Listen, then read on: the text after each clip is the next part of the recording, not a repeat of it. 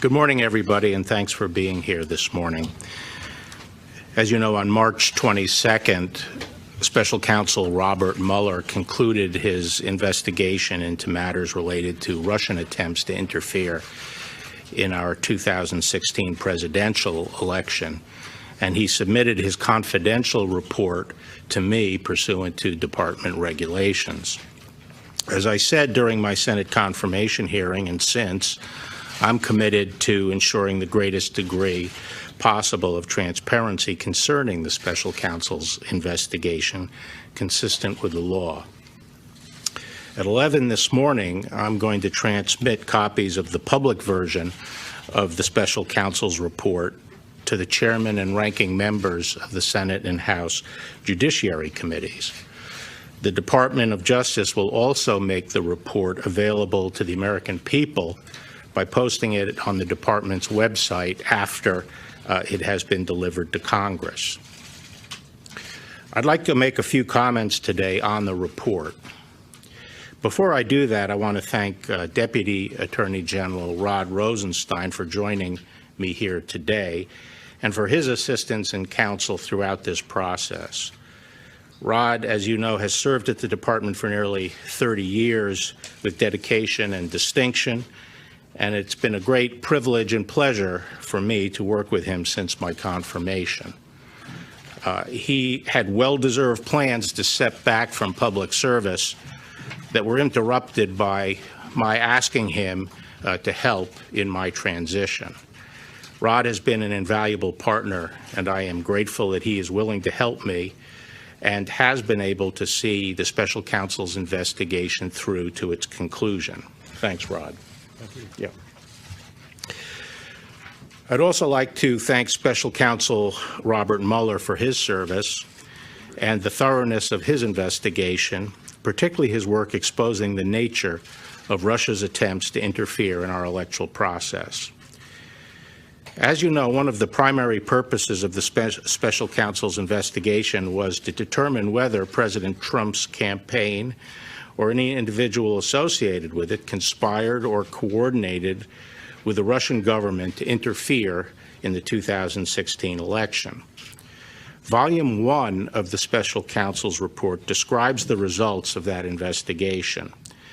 As you will see, the Special Counsel's report states that his, quote, investigation did not establish that members of the Trump campaign conspired or coordinated with the Russian government in its election interference activities. I am sure that all Americans share my concern about the efforts of the Russian government to interfere in our presidential election. As the Special Counsel report makes clear, the Russian government sought to interfere in our election process. But thanks to the Special Counsel's thorough investigation, we now know that the Russian operatives who perpetrated these schemes did not have the cooperation of President Trump or the Trump campaign, or the knowing assistance of any other American for that matter. That is something that all Americans can and should be grateful to have confirmed. The Special Counsel report outlines two main efforts by the Russian government to influence the 2016 election. First, the report details efforts by the Internet Research Agency, a Russian company with close ties to the Russian government, to sow social discord among American voters through disinformation and social media operations. Following a thorough investigation of this disinformation campaign, the Special Counsel brought charges in federal court against several Russian nationals and entities for their respective roles in this scheme. Those charges remain pending, and the individual defendants remain at large. But the Special Counsel found no evidence that any American, including anyone associated with the Trump campaign, conspired or coordinated with the Russian government or the IRA in this illegal scheme. Indeed, as the report states, quote, the investigation did not identify evidence that any U.S. person knowingly or intentionally coordinated with the IRA's interference operation, unquote. Put another way, the Special Counsel found no collusion by any Americans in IRA's illegal activities. Second, the report details efforts by the Russian military officials associated with the GRU, the Russian Military Intelligence Organization, to hack into computers and steal documents and emails from individuals associated with the Democratic Party and Hillary Clinton's campaign for the purpose of eventually publicizing these documents. Obtaining such unauthorized access into computers is a federal crime. Following a thorough investigation of these hacking operations, the special counsel brought charges in federal court against several Russian military officers for their respective roles in these illegal hacking operations. Those charges are still pending, and the defendants remain at large. But again, the special counsel's report did not find any evidence that members of the Trump campaign or anyone associated with the campaign conspired or coordinated with the Russian government in these hacking operations. In other words, there was no evidence of the Trump campaign collusion with the Russian government's hacking. The special counsel's investigation also examined Russian efforts to publish stolen emails and documents on the internet.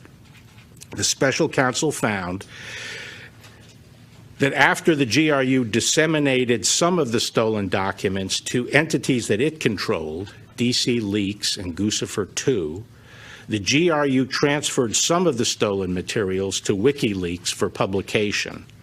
WikiLeaks then made a series of document dumps. The special counsel also investigated whether any member or affiliate of the Trump campaign encouraged or otherwise played a role in these dissemination efforts.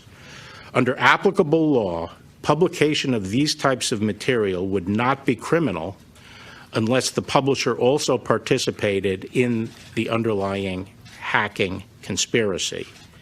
Here, too, the special counsel's report did not find that any person associated with the Trump campaign illegally participated in the dissemination of the materials. Finally, the special counsel investigated a number of links or contacts between the Trump campaign officials and individuals connected with the Russian government during the 2016 presidential campaign.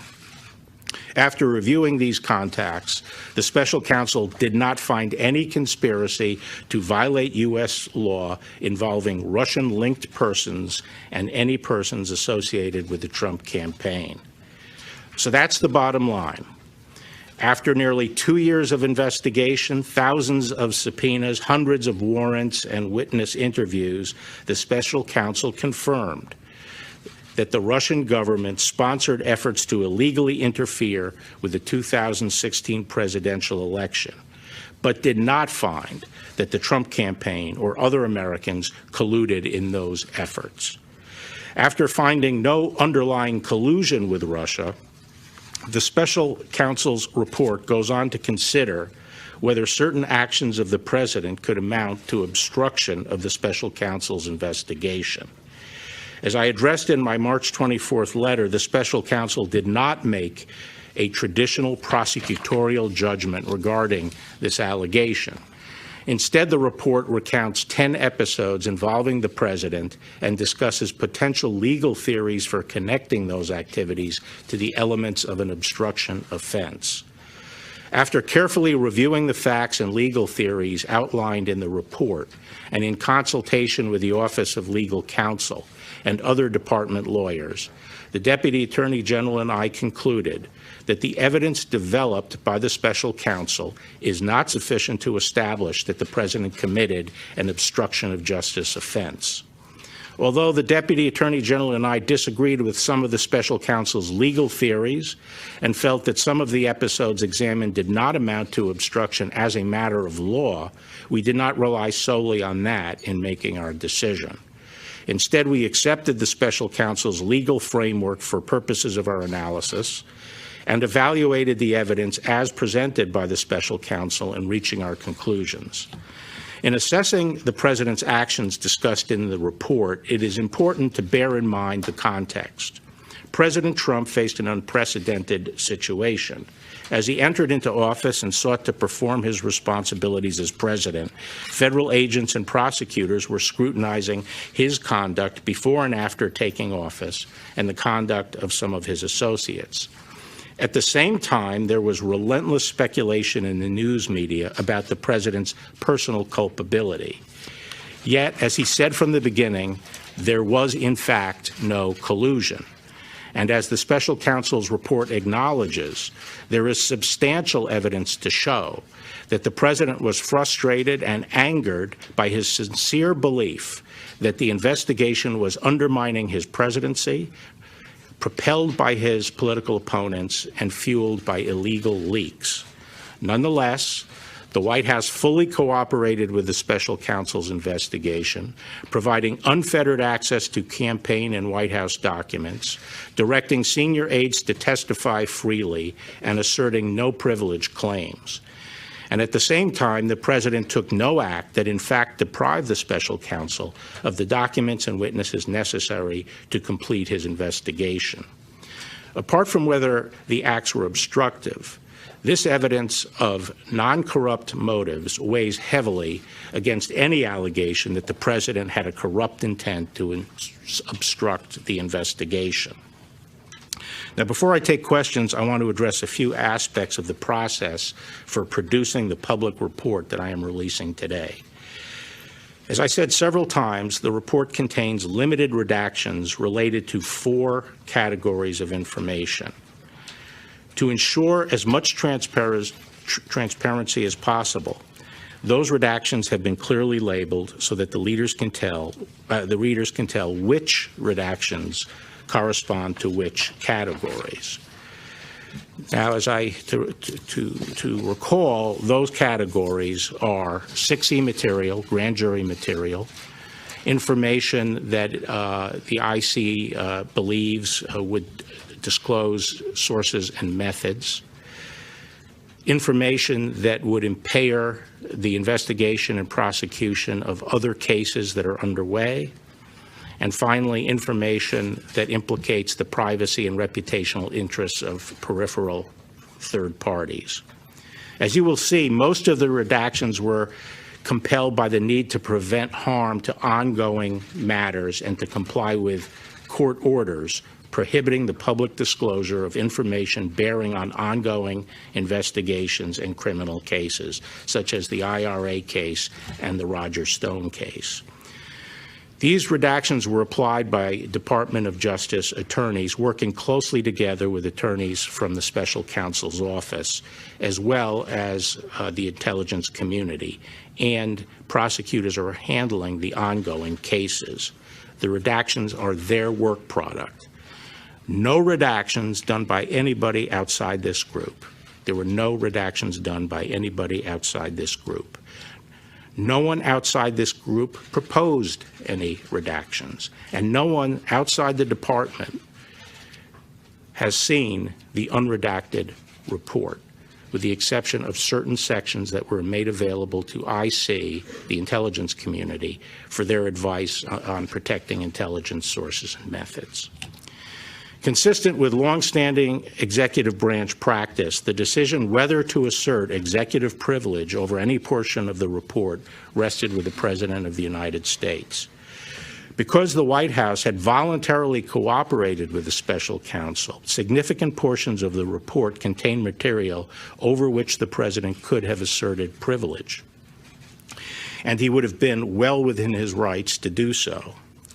Following my March 29th letter, the Office of the White House Counsel requested the opportunity to review the redacted version of the report in order to advise the President on the potential invocation of privilege, which is consistent with longstanding practice.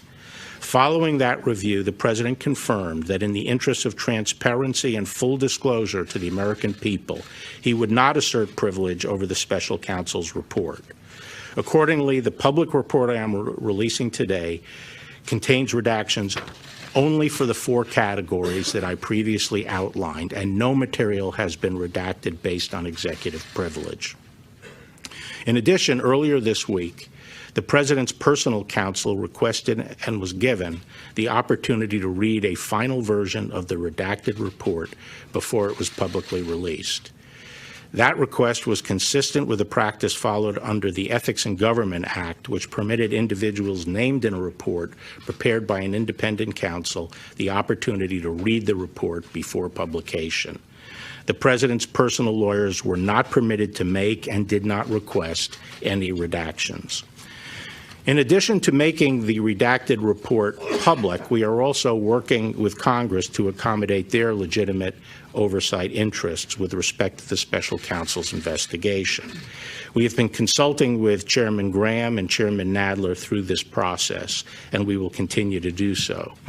Given the limited nature of the redactions, I believe that the publicly released report will allow every American to understand the results of the special counsel's investigation. Nevertheless, in an effort to accommodate congressional requests, we will make available, subject to appropriate safeguards, to a bipartisan group of leaders from several congressional committees, a version of the report with all redactions removed, except those relating to grand jury information. Thus, these members of Congress will be able to see all of the redacted material for themselves, with the limited exception of that which, by law, cannot be shared. I believe that this accommodation, together with my upcoming testimony before the Senate and House Judiciary Committees, will satisfy any need Congress has for information regarding the special counsel's investigation. Once again, I'd like to thank you for being here, and I will now have a few questions. Mr. Attorney General, we don't have the report in hand, so could you explain for us the special counsel's articulated reason for not reaching a decision on obstruction of justice, and if it had anything to do with the department's long-standing guidance on not indicting a sitting president? And you say you disagreed with some of his legal theories. What did you disagree with him on?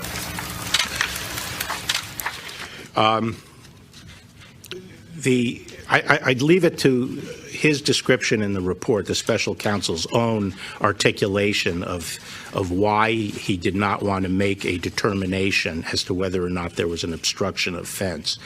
But I will say that when we met with him, Deputy Attorney General Rosenstein and I met with him, along with Ed O'Callaghan, who is the principal associate deputy, on March 5th, we specifically asked him about the OLC opinion and whether or not he was taking the position that he would have found a crime but for the existence of the OLC opinion. And he made it very clear several times that that was not his position. He was not saying that but for the OLC opinion he would have found a crime. He made it clear that he had not made the determination that there was a crime. You disagree with him on? May I follow up on that, Mr. Attorney General? What did you disagree with him on? Given that, why did you and Mr. Rosenstein feel the need you had to take it to the next step to conclude that there was no crime, especially given that DOJ policy? Well, the very prosecutorial function and all our powers as prosecutors, including the power to convene grand juries and the compulsory process that's involved there, is for one purpose and one purpose only. It's determine yes or no. Was alleged conduct criminal or not criminal? That is our responsibility, and that's why we have the tools we have. And we don't go through this process just to collect information and throw it out to the public. We collect this information, we use that compulsory process for the purpose of making that decision. And because the special counsel did not make that decision, we felt the department had to, and that was a decision by me and the Deputy Attorney General. Yes. Or did the special counsel indicate that he wanted you to make the decision, or that it should be left for Congress? And also, how do you respond to criticism you're receiving from congressional Democrats that you're acting more as an attorney for the president rather than as the chief law enforcement officer? Well, Special Counsel Mueller did not indicate that his purpose was to leave the decision to Congress. I hope that was not his view, since we don't convene grand juries and conduct criminal investigations for that purpose. He did not. I didn't talk to him directly about the fact that we were making the decision, but I am told that his reaction to that was that it was my prerogative as Attorney General to make that decision. Attorney General Barr here at Fox News. Hi there. Is there anything you can share today about your review of the genesis of the Russia investigation and whether assets have been provided to investigate? No, today I'm really focused just on the process of releasing this report. Attorney General, senior Democrats in Congress have asked for Robert Mueller himself to testify. Robert Mueller remains a Justice Department employee as of this moment. Will you permit him to testify publicly to Congress? I have no objection to Bob Mueller personally testifying. Mr. Attorney General, it's not just Democrats who have questioned some of the process here. A Republican-appointed judge on Tuesday said you have, quote, created an environment that has caused a significant part of the American public to be concerned about these redactions. You clear the president on obstruction. The president is fundraising off of your comments about spying. And here you have remarks that are quite generous to the president, including acknowledging his feelings and his emotions. So what do you say to people on both sides of the aisle who are concerned that you are trying to protect the president? Well, actually, the statements about his sincere beliefs are recognized in the report, that there was substantial evidence for that. So I'm not sure what your basis is for saying that I'm being generous to the president. You face an unprecedented situation. It just seems like there's a lot of effort to go out of your way to acknowledge how this. Well, is there another precedent for it? No, but it's unusual. Okay, so unprecedented is an accurate description, isn't it? Yes. But Okay. what do you say to people who are concerned that you are trying to protect the president? Eric? There's a lot of public interest in the absence of the special counsel and members of his team. Was he invited to join you up on the podium? Why is he not here? This is his report, obviously, that you're talking about today. No, it's not. It's a report he did for me as the Attorney General. He is required under the regulation to provide me with a confidential report. I'm here to discuss my response to that report and my decision, entirely discretionary, to make it public, since these reports are not supposed to be made public. That's what I'm here to discuss. Impropriety for you to come out and sort of what appears to be sort of spinning the report before the public gets a chance to read it? Okay, thank you very much. Thank you.